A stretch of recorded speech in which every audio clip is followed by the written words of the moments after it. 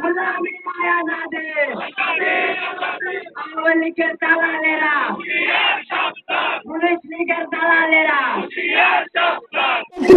আন্দোলন পুলিশ মেরে আন্দোলন বলতে ছিল আন্দোলন চলো রে চলো চলো রে চলো চলো চলো চলো চলো पुलिस की रास्ता ना पुलिस की रास्ता ना पुलिस की रास्ता ना সন্ত্রাসীদের ইন্টারিম সরকারও গতকালের এই হামলাটা এড়াতে পারে না।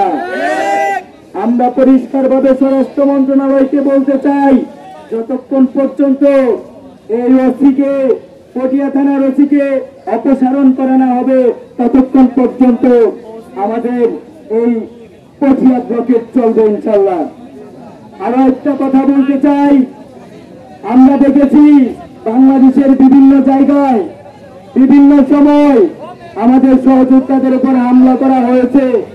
পুলিশের কাছে গেলে যদি আমরা আওয়ামী লীগের ব্যাপারে গ্রেফতারের ব্যাপারে পুলিশের কাছে যাই তাহলে পুলিশ আমাদেরকে বলে যে আমরা নাকি তাদেরকে সহযোগিতা করে গ্রেফতার করে দিব।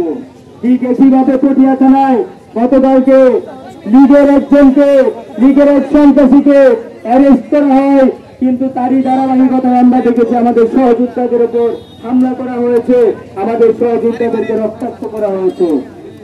এখানে যারা পটিয়া থানায় দায়িত্বপ্রাপ্ত ছিল প্রত্যেকে এই হামলার সাথে জড়িত।